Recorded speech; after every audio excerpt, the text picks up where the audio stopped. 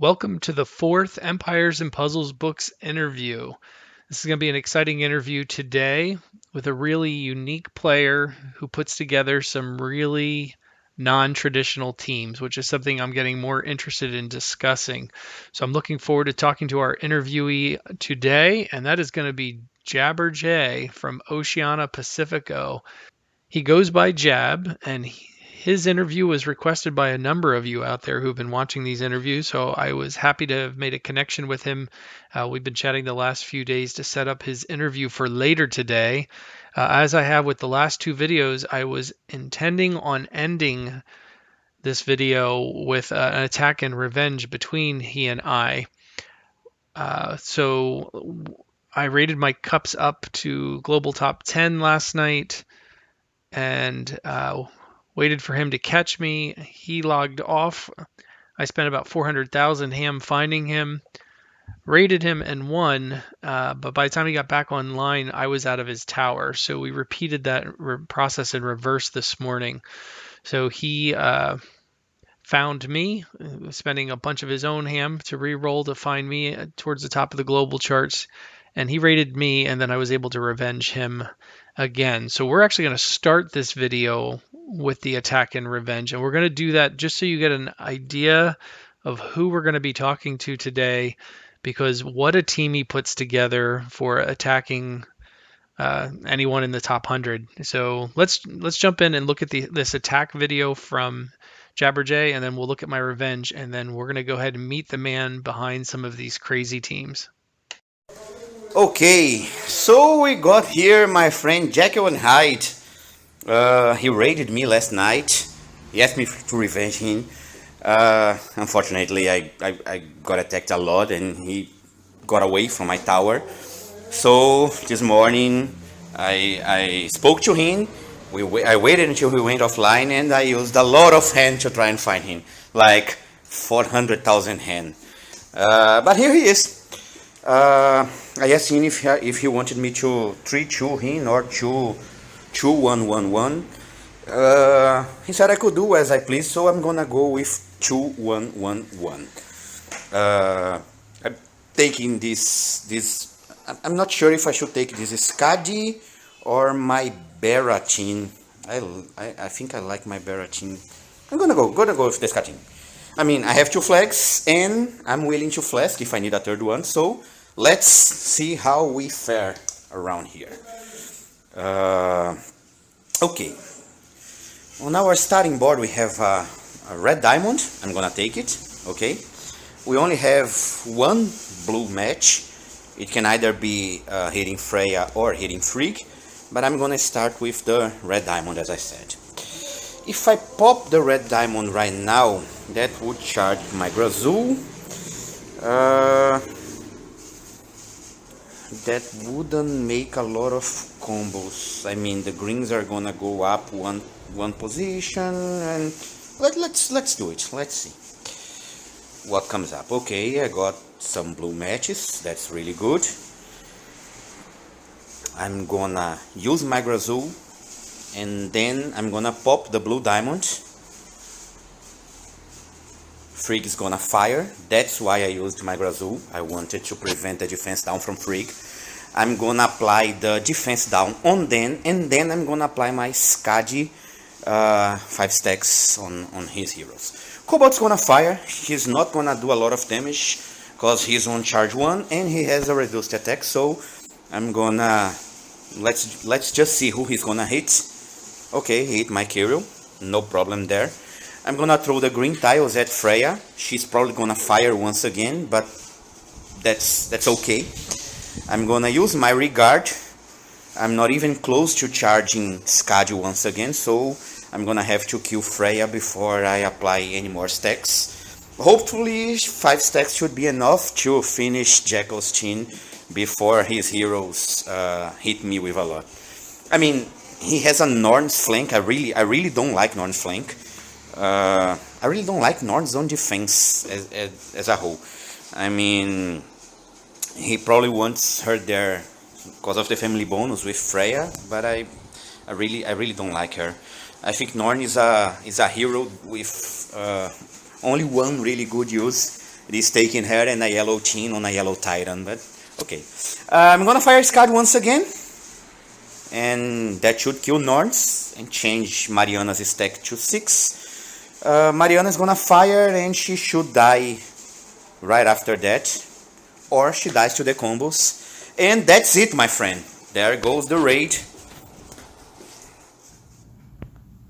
Alright, I have a revenge option here for Jabarj, who I will be interviewing for the next Empires and Puzzles books interview later today. So he and I arranged for him to be able to find me. I basically ran up cups. I got up to 20th place globally and then told him when I signed off, and then he just kept re-rolling till he found me.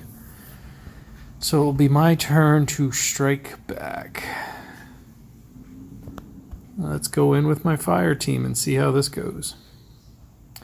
I use fire against Bera because I don't want to kill her right away, and fire is usually a good attack towards either Kettlein, Costume, or Frigg, who tend to be on flanks, and then we end up having ice wings.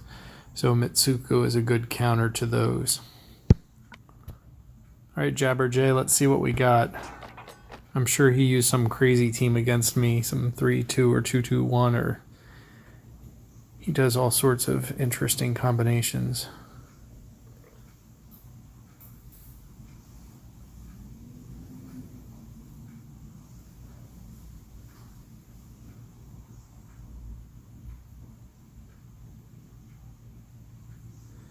Alright, Holy brings up that.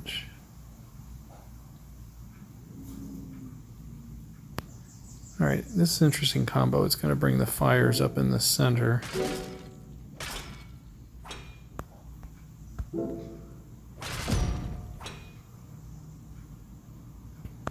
Might have me a little short on getting those fires on the right side of the board.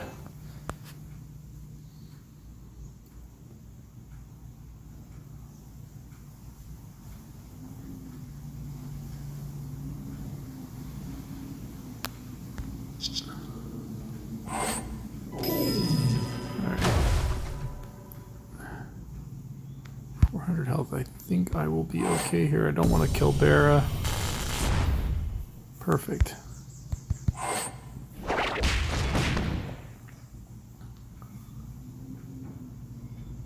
Alright, and comfortable setting some things off here.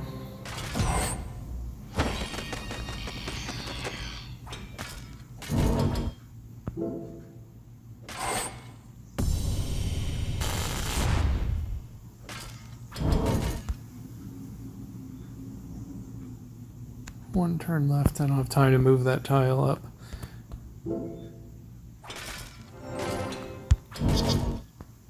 Kill him.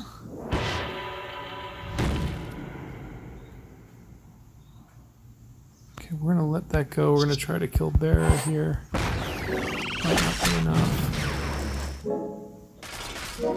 That will be. Alright, and Finley is about to go. We got our ice reflex. Take out Cobalt. And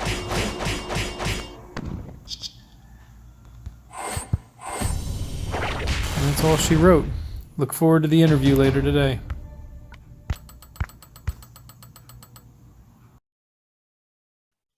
All right, everybody. Welcome to the fourth in the series of Empires and Puzzles books interview. You would have just seen the rather unconventional attack team that tore apart my 4800 TP defense team.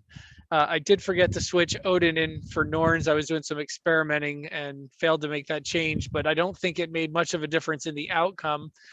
So we're about to talk with Jabarj, otherwise known as Jab, who put together the really unconventional team that destroyed me. If you weren't paying attention, it was a 2-1-1 team made up with 3 4-stars and 4 healers. There was only one hero that actually did any positive direct damage. So we're going to tear that team apart in a little bit and talk about what's going on with that setup. But first, Jabarj, you want to go ahead and introduce yourself? Hello, guys. My name is Jairo. I'm Jabarj, or call me just Jeb, from Oceano Pacifico. I've been with Oceano Pacifico for over 2.5 years now. I joined them when we were still a small alliance. We still used to rest on 10-star Titans and farm 9 stars, and we have been growing. Now we are one of the biggest alliances in the Portuguese Brazilian community, along with Symbiose and Casinha do Lobo Mal. We've been consistently in the top 30, top 20 alliances in the world, and we've been having amazing wars against Crystal Palace, Crystal Legends, Crystal Assassins, against Vivictus was our war today, and well, I've been playing Empires for over 3 years. I started at the end of 2017. Was entirely free to play when I started. I stood free to play for like 18 months. After 8 months, I decided to start to spend a little. That was when I got my first 5-star. It was a Grave Maker. He was the hero of the month at the time. And since then, I've been making lots of friends. I've been studying a lot about the game. I always liked theory crafting in other games that I played in the past. So I end up writing a lot of material for the Portuguese Brazilian community. Most of my materials are in Portuguese. After crafting about mana break points, about informations, about strategies for Titans, for rush attack wars, and stuff like that. Unfortunately, I never translated them to English. I can do that if the demand exists, but Sure, let's go ahead and give a plug because you're talking about the information you put out there. You are also a fellow YouTuber, mostly in Portuguese. You do have a couple raids here and there that you do in English, but go ahead and plug your YouTube channel. Where can they find you? People can find me at youtube.com/Jabarj, Jabarj. Those are my name initials. That's not a code. Doesn't have another meaning, a hidden meaning or something like that. Okay. Yes, I started the channel as a kind of a joke inside Oceano Pacifico. I started recording my war hits and commenting them because people wanted to see how I used to play. And then one of our friends in Pacifico, one that I had the luck to meet in person a few months ago, he suggested that I post them to YouTube. I started posting, and then people started watching and commenting, and I've never promoted my channel nor advertised about it nor stuff like that. People simply uh, found me, and apparently they like the way that I explain my thought process and the tile counting and mana generation throughout my battles. So that brings a lot of positive feedback. I have Yeah, a few videos in English, as you said. Uh, I end up only commenting wars in English when we have a war chat going on. Whenever we have a war chat, I remember a few against Mixed Nuts, against Sanada Maru, against Extreme Panda, where I commented in English. But usually, the biggest part of my viewer base is either Brazilian or Portuguese, and they tend to complain when I release war videos in English. So I don't do that a lot. I only do that when I have war chat. Revenge is a different thing. Whenever I find someone that I either know from line or from Facebook, or someone that is famous, or someone that has a YouTube tag like you, I record it and post it. And I try my best to make it reach the person. excellent. So we're going to go ahead and promote your channel here. So I'll splash that on the screen so Thanks. everybody can Thanks a find the lot. link. So you might not be promoting it in the past, but you're now promoting it. So we'll get some traffic your way. And I'll tell you what, folks, don't let the Portuguese get in your way. It doesn't take a whole lot to understand really talented play and some unique teams. So watching his war hits are very instructional, even if you can't follow the language. Thanks a So lot, man. Jab, let's That's jump in. that's a huge compliment. My God, Ah, thanks a lot. hey, your results speak for themselves. So let's go ahead and deconstruct some of these teams that you put together. So we're going to start with the team you used against me. So I think I heard you refer to it as your Scatty team. You only have one hero that's doing positive damage, which is Scatty. And then she is supported by 4 healers: Brynhild, Costume Kirill, Costume Regard, and Grazel. So let's go ahead and talk a little bit. Help us understand why this team works and why would you even try something like this? Against you, I took the one with Grazel, but I have two Skadi teams, and the other one has Delilah in that spot. But the idea is basically the same. They are there to support Skadi. Can I do a brief historical before I jump into that? I usually start playing as a mono player, like most of us do when we are at the beginning of the game and we want to face harder teams, and the tile damage for mono is just awesome. Uh, but I'd always get a lot of frustration whenever I didn't have tiles from my color, and I gravitated towards 3-2. It was in the very beginning of my game. I mean, I recall I had like 4 to 5 5-star heroes. I didn't have 4-star troops, or I had like one from each color, and I started playing 3-2. Basically from watching Dator's and UCLA's streams. They used to play 3-2, and I learned a lot from them. I already told them that. They know that I learned a lot of them. And for over 2 years, I played as a 3-2 player. It is still my most common raid strategy. I do a lot of revenge as 3-2. I end up preferring 2-1-1 for wars, but I'll get there. But 3-2 still has a kind of a tile dependency. So what I was trying to do was trying to incorporate more and more elements so that I would always or most of the time have some tile that is useful for me. And I gravitated to 2-1-1. Oh, 2-2-1, sorry. I still play Rush Wars as 2-2-1, and then 2-2-1-1-1. The idea behind the 2-1-1-1 schemes. First of all, I always try to have a hero that's gonna do something both offensively and defensively when I activate him. With one exception, I only allow myself one hero that is purely offensive, and he has to be in the color that has 2. So, as you spoke about my Skadi team, Skadi is a purely offensive hero. She only does damage and applies stacks. She's in the color that has 2. She's with Cosmic Kirill. Kirill heals, he applies defense down, which is offensive, and he applies attack down, which is defensive. Brynhild heals, she applies protection against specials, and she applies mana generation increase, which is offensive. Custom Regard, he heals, he cleanses, which is defensive, and he applies attack boost, which is offensive. In the case of Grazu and Delilah, Grazu applies protection, while Delilah calls minions, which is kind of offensive. So it's at the same time defensive and offensive. That's the gist of the team, of those teams.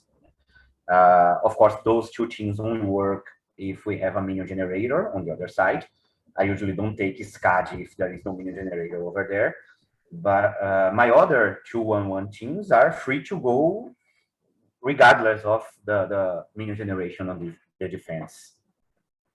All right, so question for you. In the last, roughly we'll say year, there's been a change in the meta where a lot of players move to defensive teams that don't have a healer. So your overhealing teams have that advantage that you can keep your striker, even if it's only one alive, while you're kind of slowly wearing them down. So I'm curious, were you using a similar strategy when people were still running healers on their defense? Well, before that, I used to play 3-2. As 3-2, I always had 2 supports in my team, always. There was always one healer in the color that has 3 heroes and one healer in the color that has 2 heroes. The idea was whatever color I have, I can prolong the battle and I can survive until I work the board enough for my heroes to charge. That was always my idea. Sometimes it was not even a dedicated healer. For example, in the Telluria Vela times, I had a team that I took 3 purple, was Sartena, Panther, and Cosmic Regard, along with Zinkita and Enzog. There's no dedicated healer here, but Zinkita dispels, and Enzog can lengthen the battle since he provides a small heal to my team. Zinkita's Elemental Link also provides a small heal, so I always try to prolong my longevity while I work the board in order to finish the other heroes, finish the opposing heroes. The biggest shift I've seen in the past meta was that in the past we always focusing on taking the tank down as fast as we could, so we could have the numeric advantage. We always try to take people who play for one or try to take 4 heroes strong against the tank, or the 3 2s would have 3 heroes that are strong against the tank, so we can kill the tank with tiles, have at least 2 or 3 specials charged, and then go from there. Uh, with the ascension of beta tanks and Freya tanks, that gets much harder because you kill the tank, they disarm your team, and you're left with nothing to work with. So I ended up gravitating to I prefer to work the board and charge my heroes and outlast Freya, and wear them down until I can either deliver a killing blow with one of my other teams has Crumples and Finley, and that allows me to pick someone to take down each time I charge Finley, or simply wear them down and kill them slowly, like the one that has Beta and Freya in them. I'm not listening to you. I think you muted your audio. Yep, Sorry. I did. Sorry. It's windy here, so I was trying to keep it muted. So that is actually the team that I have up now that I want to talk about. So you have a team that offensively, you have Freya as the tank position. You have Bear on a wing with Neith in between. I assume that's some goal of mana control. And then you have Cattle in costume. We all know how incredibly annoying she is. And then we have Ariel as a healer who's also giving you attack boost. So let's talk about where you're using this team. Ariel gives mana boost, not attack boost. Sorry. Sorry, I meant to say mana boost. I was thinking mana boost because the other side of your team is eliminating their mana while you're giving yourself mana. Exactly. Neith is a hero that I got her when she was Hero of the Month. I took her to 370. I didn't max her, and I had no intention of maxing her for over a year or something like that. Once I started playing 2-1-1-1, and I started looking for heroes that would both offense and defense, I looked at Neith and said, hey, this could be useful. If I get to charge both Neith and Cad, I have the blind in addition to the dodge chance. That's huge longevity for my team. That's a lot of survivability. Freya and Beta together are pretty straightforward. Freya grants defense for my team, which is defensive. The minions grant attack boost to the other ones, so Beta minions are gonna hit harder, and the poison from Beta takes a lot of health. I have videos where there is only one hero left and he has like 1,000 health. I ghost tiles for 1 turn, and when I look again, he has like 300 health because all the minions hit him, and that's a lot of damage, you know. Ariel is there as she's the only dedicated healer of this team, even though the minions from Beta and Freya help a lot to keep the hero alive. And if you take a look, both Beta, Freya, and Caitlyn, all 3 of them, are mana broken in this team. So they charge with 7 tiles, and if Ariel is active, they charge by ghosting just 3 tiles. So that's part of the goal from the team, the goal of the team. A question for you in general about your teams. You obviously are putting teams together that you're prepared to hunker down for a long battle. You're not looking for a quick strike, quick kill. So with that said, there is time limits in the game. How often do you bump up against the clock that kicks in and says, hey, you got to move a little quicker? Is that a like risk? On every war? On my defense, since I speak a lot when I'm recording the videos, I used to bump on the timer even when I played 3-2, so it's not a huge change, you know. the timer always shows up, or almost always shows up in my videos. At least on the war videos. Revenges tend to be faster. Yeah, I've actually used that as a strategy at times. If I was down or not feeling secure in my position, I've waited for the timer for the added tile damage that comes in. Sometimes if you're not quite sure if you can take somebody out with tiles, you just wait for the timer, you get that extra little boost. Yeah, for Right, so revenge, that helps. I'm bringing up another one of your teams here, and you know, I just shake my head because it's you got one serious striker and one that's almost a striker. I'm looking at the team Krampus with team. Finley and Krampus, Micah, Catalan, and Regard. So again, we have I'm assuming Micah and Catalan are doing some kind of dodge dance. And then you have taunt, which I cannot stand taunt with dodge. That is such a pain. So let's talk about this. How does this team work out for you? That one is just my favorite team. That's my favorite. I love playing with that team. I take a team against anything, against green tanks, against. I love that team. Whenever I'm playing that one, I usually try to get yellow and green tiles before anything else, exactly for the longevity. If I get to charge Mika and Cadlin together, sorry, you said Micah. It's the name of a gemstone. We have that gemstone also in Portuguese. So sorry if I called him Mika, but whatever.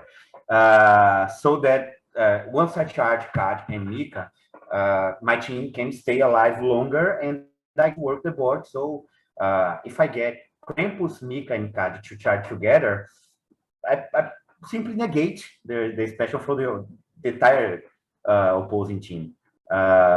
Usually that's when I look for a big combo and try to throw as many tiles as possible so I can charge my heroes.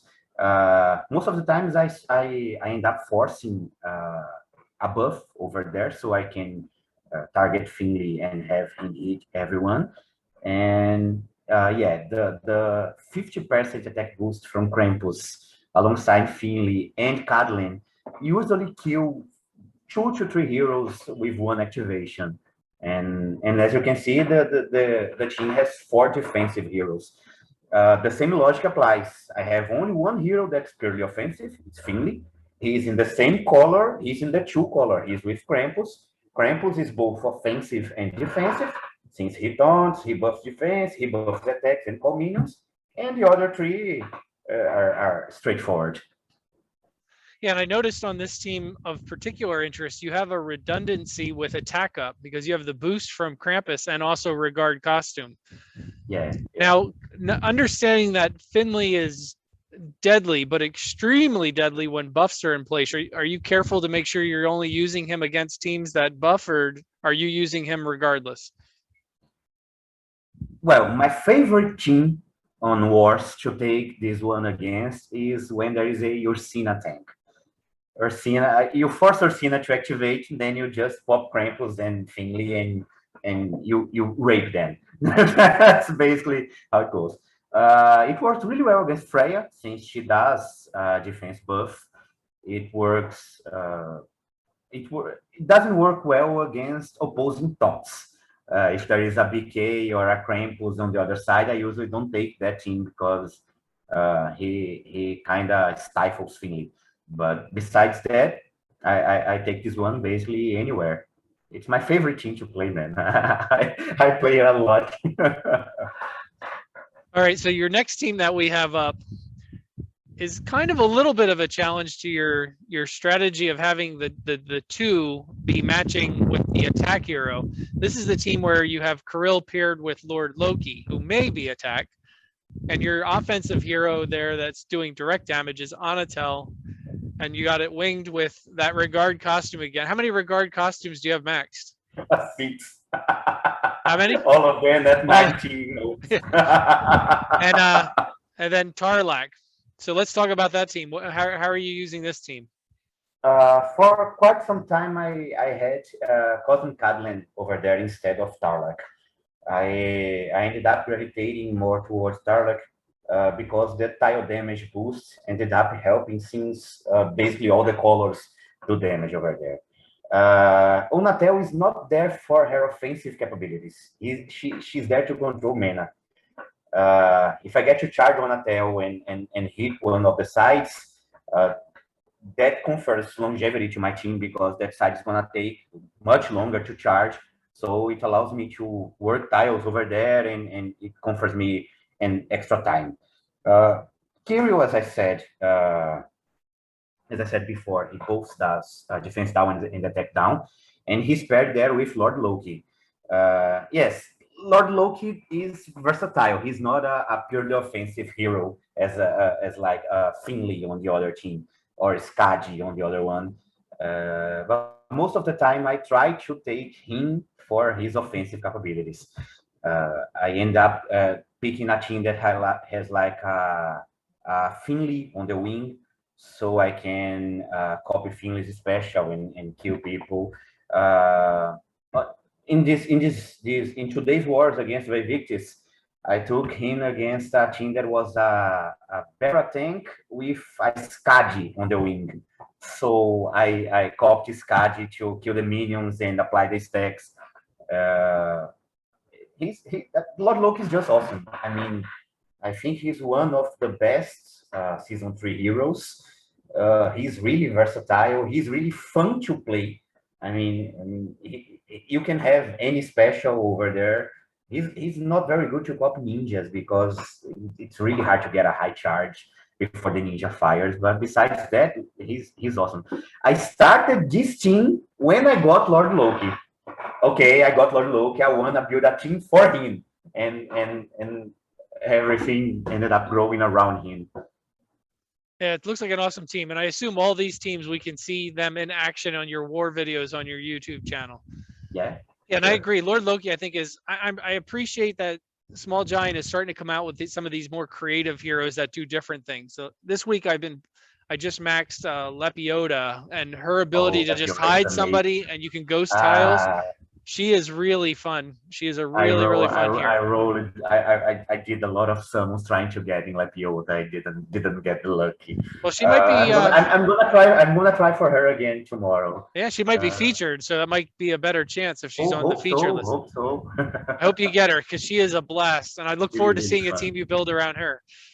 So I agree with you that the game would be kind of boring or stale if we only had new snipers that hit harder and harder every time. And okay, this one does 450 damage, this one does 580. That ends up being more of the same. So having different heroes do different things is really fun. All right, so now your last team here confuses me. You put together some really interesting things. Queen of Hearts. Queen of Hearts with Catalin and Brynhild, Freya and Gullenbursty. So let us have it. Explain this one to us. This one has a similar principle to the Krampus one. She has a taunt. I decided to first of all, I got Queen of Hearts at the first Wonderland event. The first time she was released, I got her, and I didn't max her. I didn't like her. I thought she was I don't like this hero. I always prioritized over other reds over her, and when the green tanks came and Telluria came, I ended up maxing a second Mitsuko, a second Zinkita, a second Mariana, but I didn't even look at Queen of Hearts. After I started playing 2-1-1, I looked at her, and I looked at Freya, and I thought, well, I might work something here. The biggest problem with Queen of Hearts, in my opinion, is that the taunt is not on the hero, it's on the minion. So I try to find a way to protect that minion. The minion that gets summoned first dies first. So I paired her with Freya, sorry. Freya has big minions, and they tend to survive for quite some time. So I activate Freya, and then I activate Queen of Hearts. It makes so that she has a defense bonus, she has a special defense bonus, and she has 2 minions on her. If I get to charge Cadlin alongside, she ends up dodging the specials, and it's a similar effect to the Krampus Mika Cadlin team. Brynhild is there because, as I said, she's awesome. She buffs mana, she heals, and she's the way that she's positioned. She makes it so that Freya charges with 3 tiles, with just ghosting 3 tiles, and she accelerates Gulling Burst.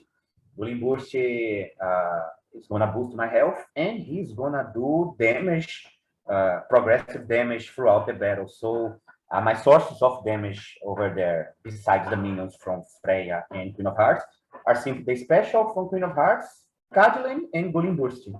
And the same strategy applies. I keep on outlasting the other team and wearing them down. That's the strategy of the team.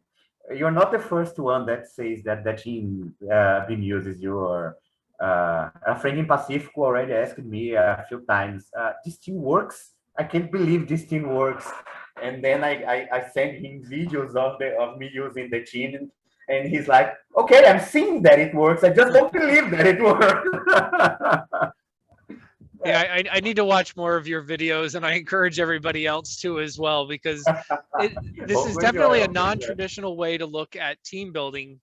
And I appreciate, excuse me, I appreciate the perspectives on mono and 3-2. I'm predominantly a mono player, at least with 5 stars, and I get hammered a lot from the 3-2 players. And every time I try 3-2, I have the same problem that I have with mono. If you don't have tiles, you don't have tiles.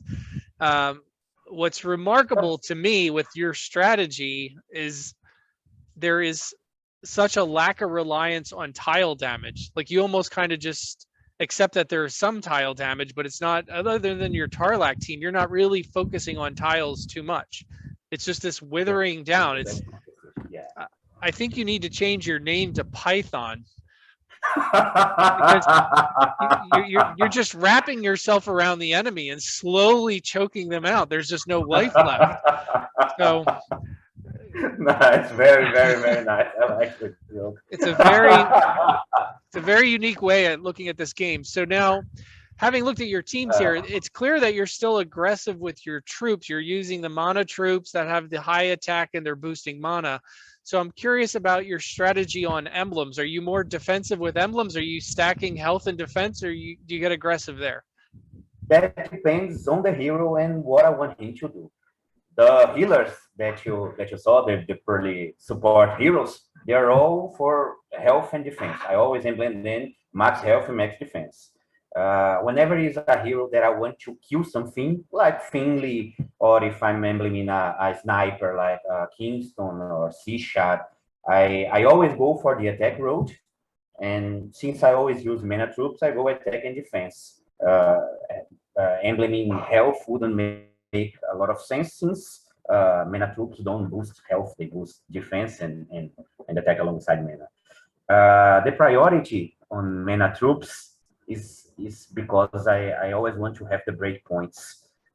Charging my heroes faster seems crucial, since I don't look a lot for the tile damage.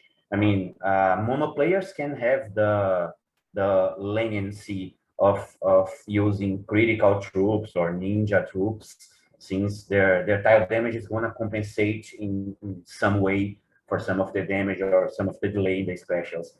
I never had a very good experience with mono, so I never really liked it. I don't bash people for playing mono. I know that there are some people, especially in high-end alliances, that say that if you're playing mono, there is no skill, and you're playing the lottery, that the game is winning for you, and stuff like that. I don't think that. If you're playing a mono team, you have to look for the correct specials to assemble that team. Heroes have to have a synergy and some kind of dynamic amongst them. You still have to work the board. My biggest problem with mono is just that only 20% of the tiles are relevant, and that's annoying as hell. I understand what you said about 3-2, that if you don't have tiles, there is nothing to do. The difference is that with 3-2, you have 40% of the tiles that are relevant. So you have double the chances of being able to do something. That's the main reason why I always preferred 3-2 over mono.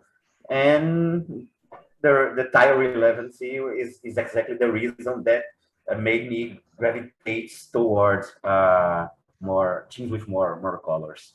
I'm still not at a point that I feel comfortable playing full rainbow. I'm not. I've tried, believe me, I've tried, but it's still. Uh, I fail to apply the same strategy to full rainbow because if I take a hero that's purely offensive, he's gonna be alone in his color. So if I get to charge only that color, he does nothing for my team to survive.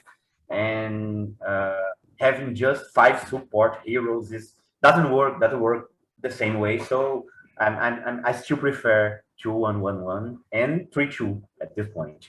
As I said, I still do a lot of my revenge. That's 3-2. Uh, uh, I, I'd say I play 60% of the time as 3-2 and the other 40% as 2-1-1-1 at this point. All right, so let's Except talk for Rush Wars. Rush Wars, I still do 2-2-1. All right, so that's where I was just going to go next. That's a good segue. There is a space in between 2-1-1-1 and 3-2, and that is the 2-2-1. So where are you at There, with don't bet. Well, once I started gravitating network to I keep saying né. Sorry for that. It's a Portuguese thing. It makes no sense in English, but it's sorry. you're okay. Yeah.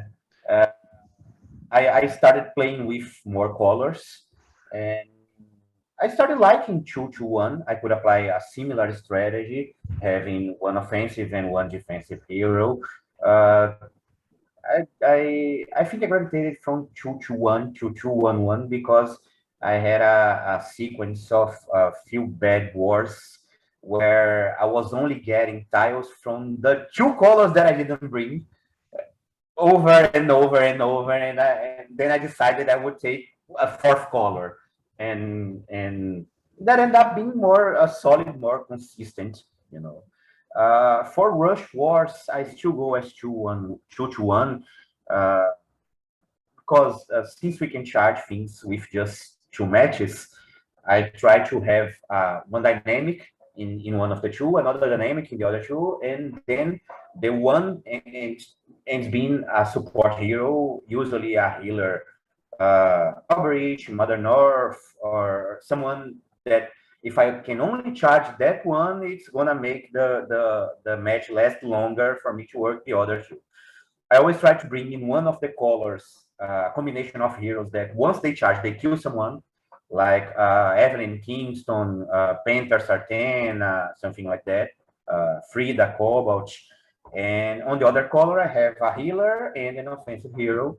And that's usually what I do in Rush Wars. I'm not using 2-2-1 on regular wars anymore. Haven't been using for a few months. I don't know your opinion about Rush Wars. I really don't like Rush Wars. It's not that I don't do well on them. I do regularly well. I go fight. It's not an elegant solution, you know. I mean, it's simply like if Small Giant was saying, okay, I recognize I have some outdated heroes and I release faster and better heroes, but I want the old ones or the slower ones to be relevant also. So here, take this. And I Did the opposite. If we had a very slow war where every wow. where every hero is very slow instead of very fast. Please make that optional. Don't make that mandatory. All right. Oh So now, my god. so now say, hey, you have a team that can beat anybody. You know how to play the board well, and you can take out any power team. So why do you lose? A mono player is going to say the board, is a bad board and I couldn't work the board. If you ask a 3-2 player, they're going to say, hey, my teams are strong enough. Well, I didn't have my tiles. Now, the danger with your situation is you don't have that argument. You can't say you didn't have the tiles. So this begs the question, how do you lose? Sometimes you do. Why do you feel like you lose? Team, and on my starting board, I had a red diamond. I thought, okay, I'm gonna make that red diamond. I'm gonna get rid of the red tiles since they are the only ones that I don't need, and more tiles of my color are gonna come up. and more red tiles came up, and more red tiles, and yeah, I only managed to charge like Mika charge 1 before like 3 or 4 over there charging and fire, and I only had red tiles. I even joked I should have brought a mono red on this one and not a not a semi rainbow, you know. But to be 100% honest, bad decisions. Most of the times that I lose a match playing S2 1-1-1, it's either because I made a mistake, I didn't see a movement, I didn't see a match that I could do, a combo that I could do to charge someone, or because I made a bad decision. I opt to use Lord Loki to copy a BK special instead of doing a Cadland, and he didn't reduce the damage to 1, and I end up dying. Or I decided to target Finley on someone, even though I knew there was a custom a Cadland buff up, and he dodged, and I didn't manage to kill anyone. And mostly it's bad decisions that end up making you lose matches in format. And right, that's exactly that was my goal. Every time I added another color, my goal was exactly I wanna depend less and less on tiles, and I wanna try and depend more on my decisions and my strategy. I make mistakes, yeah, I do. Everyone does. Do I lose matches where I could have won if I did something different? Yeah, that happens, of course. But I feel like the matches are more consistent the more elements I take, you know. now you I think that's a sign of a very mature, logical player that you can say, hey, if I screw up, if I make some mistakes, and you own that. I'm curious, do you ever find defensive mana is created in 2 ways? So they're getting a little bit of mana every turn just for the sake of the turn, and then they have an increasing rate with tiles that hit them. So understanding that a lot of these teams now with Frigg and Odin, we have a lot of fast-paced teams out there. Do you ever find yourself losing because you're simply outpaced, that they're just getting up to speed quicker than you are with such a diversity of colors on your team? Well, I think that's where tile counting comes in play. Yeah, every hero in defense gets 1 mana unit every time you make a movement, so every turn that passes, and they get 0.5 mana units every time they are hit by a tile. So uh, I always try to keep track how many tiles of each color I already did. Okay, I did 6 green tiles, I did 3 yellow tiles, I did 6 purple tiles, and okay, how many matches did I do? I did 3. So 3 mana units for each one of them. And okay, Freya is gonna charge in 2 turns. Odin is gonna charge next turn. And I always try to have that in mind. In my videos, I always end up commenting, if I do this move, Freak is gonna charge and fire, so I want an extra turn before that, so I'm gonna move over here, even though this color would be better, and ends up being, as I said, decision making. Sometimes I make the wrong decision and end up losing. Sometimes combos come up where from out of nowhere and throw dozens of tiles over there, and there's nothing you can do. We all hate the combo we did not plan for. Yeah, exactly. We've all been there. I'm pretty sure. Unless the cascade starts killing the enemy, a big cascade is rarely a good thing. That has happened to me. Playing S2-1-1 that I had like 19 combo or 21 combo, and it killed like 3 or 4 heroes on the other side, and I was just sitting there looking at my phone and okay then. All right, so let's switch gears here and talk about defense. Looking at your defense team, it's actually a pretty traditional defense team for the current meta. So you have a Barra tank, which is probably the strongest tank in the game right now. The wings, not surprisingly, are Finley and Cobalt. You have that Catalan costume. I do not have that hero. It's so frustrating to see everybody running around with her. And then you have Marjana costume. So 4,800 TP, that's obviously a strong team. but you're not the uniqueness that you're using on attack. You're taking a more traditional route with your defense. Any comments on that? Well, first, you just said you don't have custom Cadland. I got her the first month she came out. I looked at her and I thought, no, I'm not convinced. I didn't max her right away. And I had like 5 or 6 Cadlands in the past, and I started feeding them. I only kept like 2.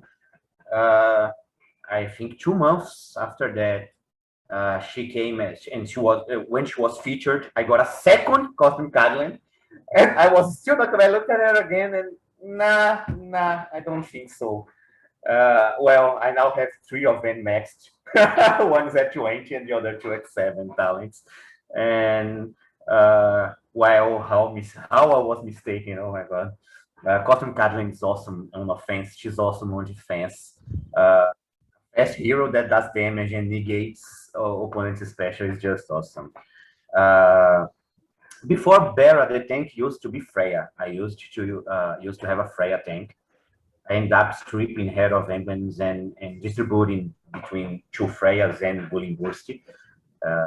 But yeah, I agree with you that Bera is one of the strongest tanks. I wouldn't say she's the stronger.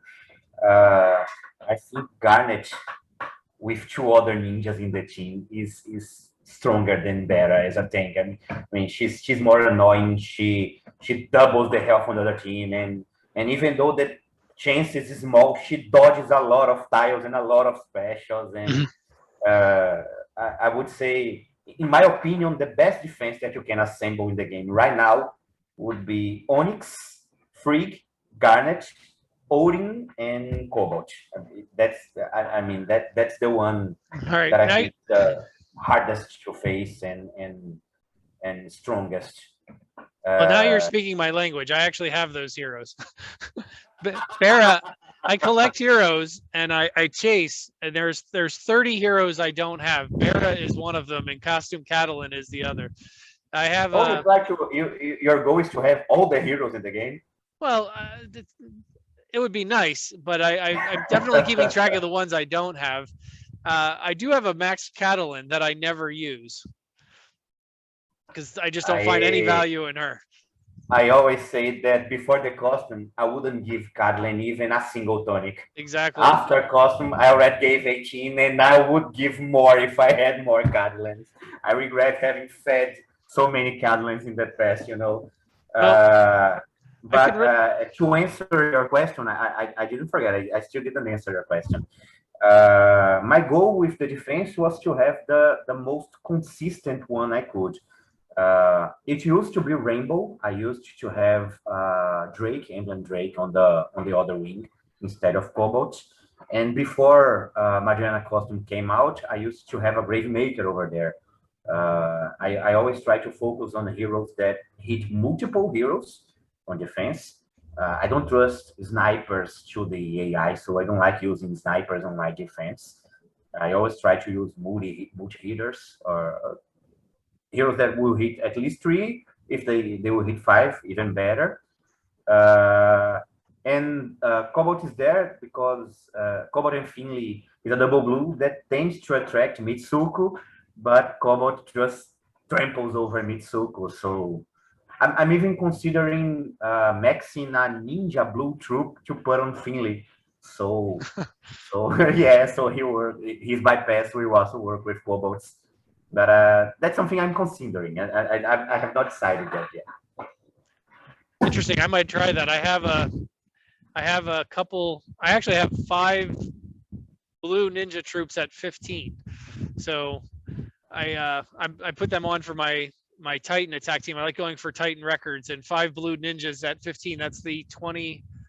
Yeah, that's a 27% attack increase, and the 28%. It's a 28% attack increase when you get to 15. So it's a huge boost.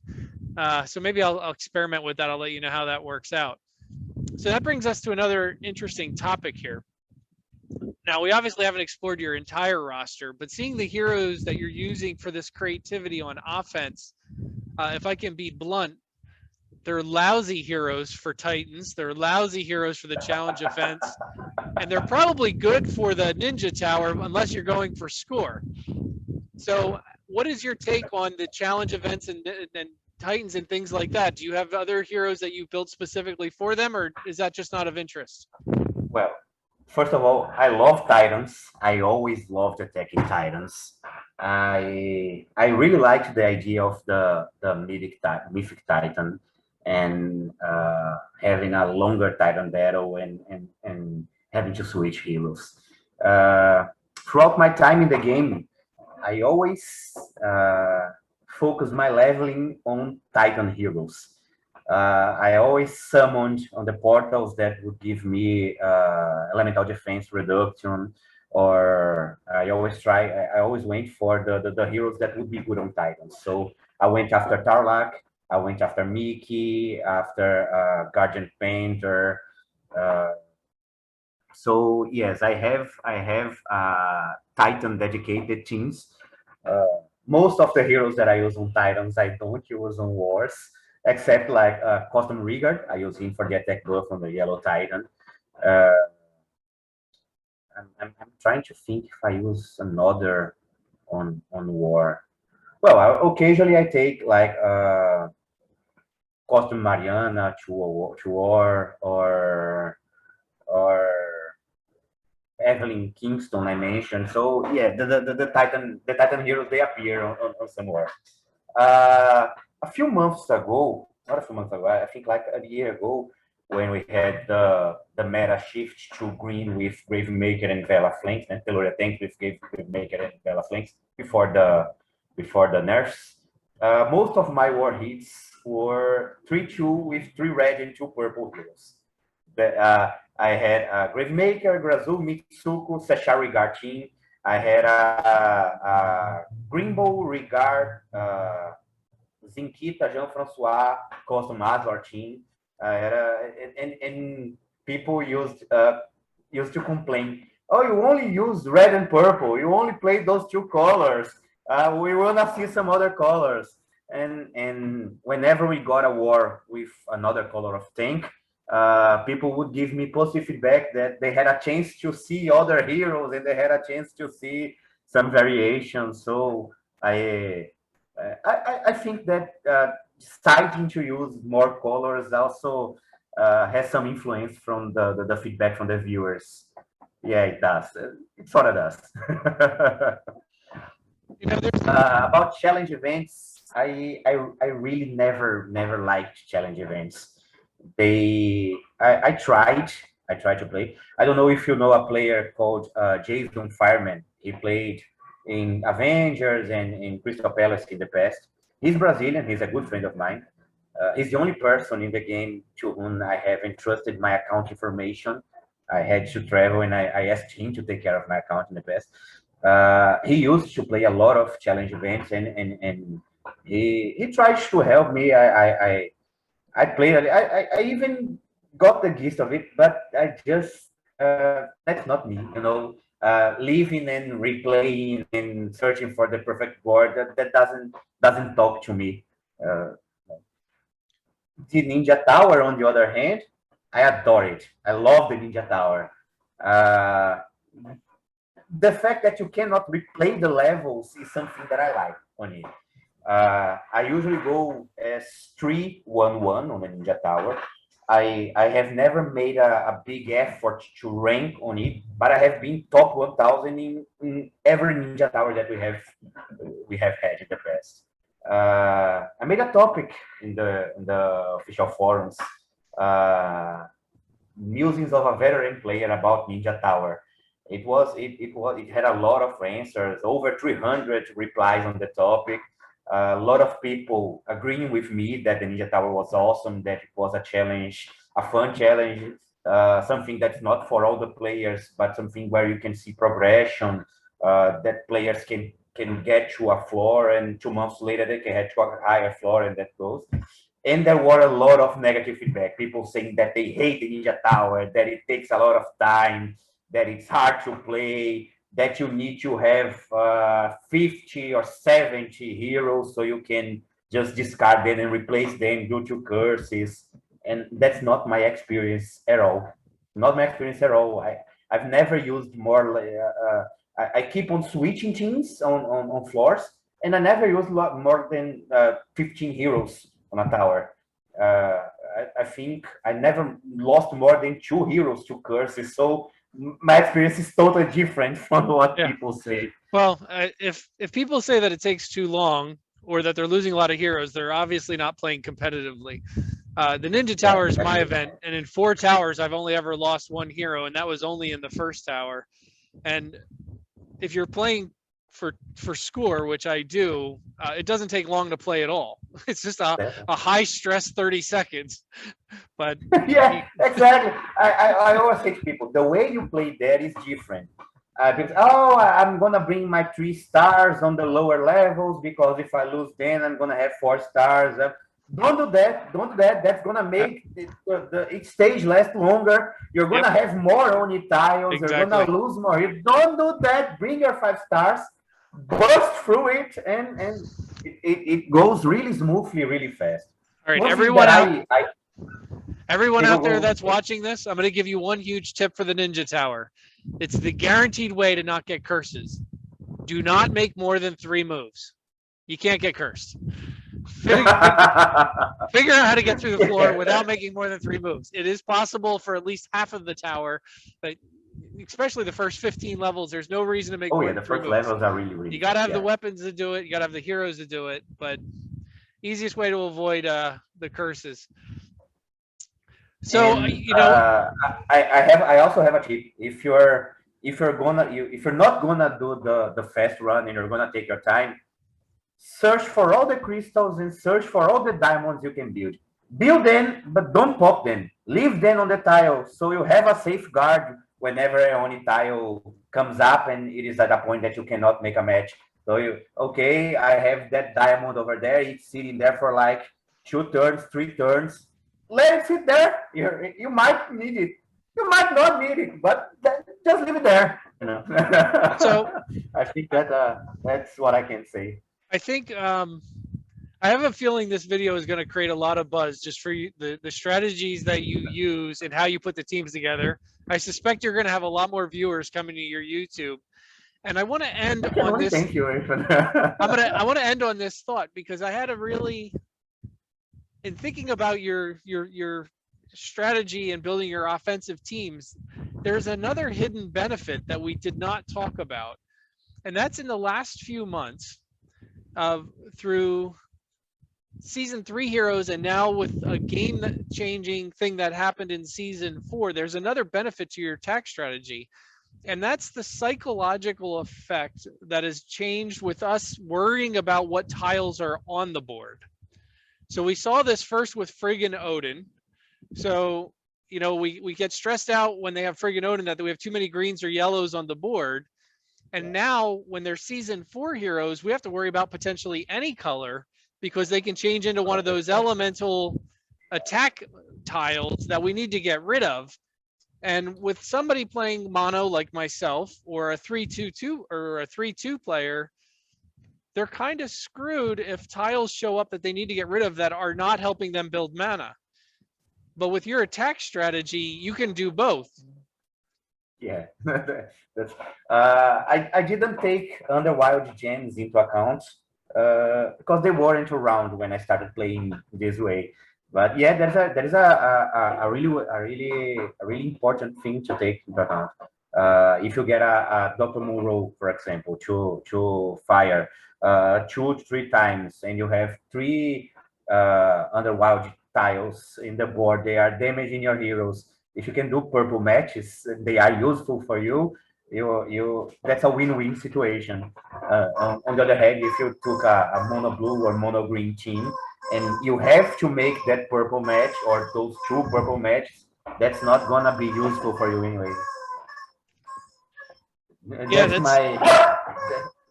my dogs they wanna participate. That's fine. Animal lovers here, you're okay. Well, look, it was a real pleasure getting to meet you, Jeff. One thing that I want to add, I got really surprised when you approached me for the interview, and you said that some people suggested my name to be interviewed at your channel. Because as I said, most of my viewership is made of Portuguese and Brazilian people, and I usually make my videos in Portuguese. So I don't know. It surprised me that it happened, but Well, well, you're I'm really glad that it happened, and I'd like to take the moment to thank the people that suggested my name. Thank you guys for remembering me, and thank you for watching and supporting me.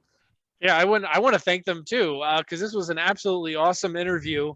Like I said, I think people are really going to be talking. I think you're underestimating how unique your approach to the game is, and I think we're going to have a lot of people out there. I don't think that's that unique. I mean, Uh, in Pacific we have two other players that also play the same way, AVG and Gilson. They both play the same way. They have 2-1-1 teams, and we talk a lot about with each other about our teams and what do you think of this team? What do you think about that team?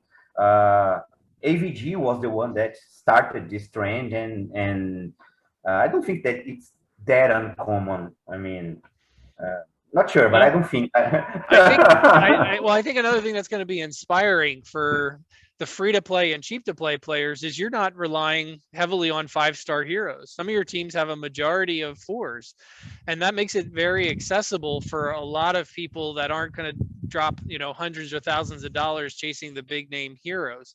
So I think that creativity is also going to be something that people are going to find interesting. I don't think people think of the top 50 alliances as using 4-star heroes other than maybe Regard Costume that everybody's in love with. I've had people tell me that I was wasting 5-star heroes because I have over 70 of them maxed, but I only take like 18 or 20, and the other 10 to 12 are 4-stars Yep. to support them. And you are wasting your heroes. Come on, there are so many 5-stars that you're beating. And okay, what can I say?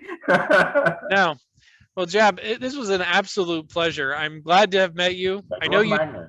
I know you told me pre-interview that somebody had traveled thousands of miles just to share a beer with you. My wife and I like to travel. As soon as these borders open, we might be knocking on your door to share a meal too. So, just let me know when you're coming. absolutely. Well, it was a pleasure. Let me Thank you know, so man. much. I appreciate your time. On behalf of the entire Empires and Puzzles community, thank you for your contributions. I'm the one that have to say thanks. Thank you very much for having me here. I really had a lot of fun, and it's always nice to have an opportunity to chat in English and practice and talk about a little about my thoughts and my considerations. So thank you very much, man. Thanks for having me, All and right. thanks So, everyone. Thanks for suggesting me and for supporting me and for watching and having fun with me and coping with my crazy ideas. yeah, wonderfully crazy. All right. Well, we appreciate everything you've done. The video here started out with our attack and revenge. We're going to end with one of your unique attack videos. So we're going to go ahead and play that right now. Thanks again. Thanks a lot, man. Pro meu sexto e último tiro, eu vim aqui contra o líder deles, o Shakur. Eu trouxe minha equipe de Krampus. E vamos ver como é que a gente se sai. Preferi ela ao invés da equipe de Pantera, né? Seria a outra opção. A outra equipe que estava pronta. Ou a de Telúria com roxos. Mas enfim, eu preferi vir com essa. E vamos ver.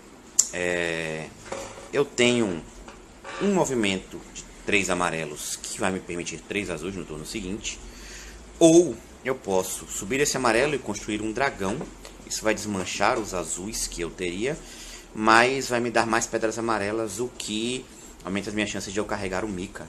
Carregar o Mika rapidamente vai me conferir sobrevivência e ganho de mana para que eu consiga fazer o resto do time funcionar. Então eu acho que eu vou optar por essa. Vou fazer os azuis aqui agora. Estourar o dragão amarelo. O Mika já está carregado, o primeiro charge. Eu vou lançar mais umas pedras aqui no Telúria. E mais uma combinação de amarelos vai me permitir carregá-lo no charge 2. Eu vou ativar o Mika no charge 2. O que vai conferir bônus de defesa para toda a minha equipe, conferir o compartilhamento de dano e aumentar a geração de mana deles em 26%. Muito embora eu não tenha vermelhos, eu estou tentado a fazer esse diamante vermelho aqui, porque ele limpa pedras, ele vai combar com 3 pedras verdes e vai combar com 3 pedras azuis. E isso não mexeria esse meu movimento de roxo aqui do próximo turno, que comba com os verdes e carrega a Cadlane. Então eu vou preferir começar com esse movimento. Se a Cadlane já carregar antes disso, melhor ainda. A Cadlane carregou, eu vou dispará-la, vou fazer os roxos, acertando a Zinquita. Isso vai combar com os verdes, o que vai carregar a minha Cadlane mais uma vez. Finlay vai disparar, ele acertou apenas um e aí rolou um dodge. A Zinquita acertou apenas um e o Telluri acertou todo mundo. Ok, eu vou dispersar com o Rigar. Eu vou mandar a minha Cadlane novamente. E na sequência eu vou fazer o movimento de amarelos, que comba com os azuis e vai me permitir ativar Krampus, Mika e Finlay. Eu vou ativar o Krampus. Vou ativar o Finlay, né, perdão, mirando no Telluria, para que ele tome a maior parte do dano. Na sequência, eu tô decidindo se eu disparo o Mika agora ou se eu carrego o charge 3 dele.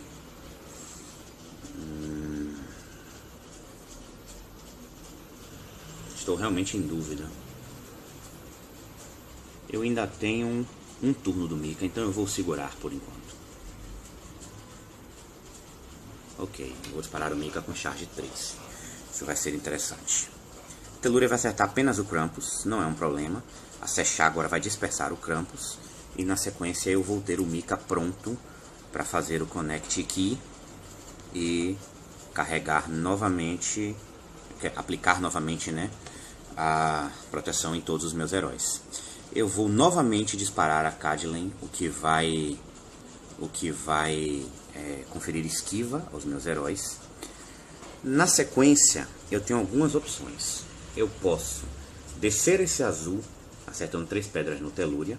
Eu posso, ao invés disso, mover esse verde aqui, acertando a Zinquita. Eu posso mover esse amarelo para a direita, o que acerta 3 pedras no Telluria e faz os azuis subirem. Ou eu posso estourar o diamante vermelho e ver o que acontece. Eu vou preferir a combinação de azuis com roxos, justamente porque ela tinha maior chance de derrubar o Telluria. 3 esquivas, excelente. Eu vou fazer o diamante verde, que vai carregar a minha Cad novamente. Apenas uma esquiva dessa vez, sem problemas. Eu vou estourar o diamante, o que vai lançar pedra azul na Zinquita. E vai combar as pedras amarelas para me permitir carregar o Mika novamente, embora eu ainda tenha um turno do Mika. Então eu vou segurar isso. Vou fazer novamente a Cad. Eu tenho ainda 2 turnos da Cad, né? Não vou fazer a Cad agora. Vixe, o tempo. Lá vamos nós. Vou fazer as 3 pedras azuis que acertam o escavador e vou começar a jogar um pouco mais rápido, viu, gente? Na sequência eu tenho Krampus, Mika e Cadlane, todos prontos para disparar. Eu vou disparar o Krampus, vou ativar o Mika, a Cadlane e vou mandar o meu Finlay mirando dessa vez no escavador. Sechá vai disparar e vai acertar apenas o Krampus, ok. Eu vou estourar o diamante vermelho. Ela nem acertou o Krampus, né? Ele deu dodge. O que vai combar as pedras amarelas. E os combos vão finalizar com a Sechá. Eu tenho as pedras roxas agora para carregar o meu Rigar. Vou ativá-la. Na sequência eu vou fazer o movimento horizontal azul, que vai finalizar o Finlay. E aí agora eu tenho apenas que lidar com a Zinquita.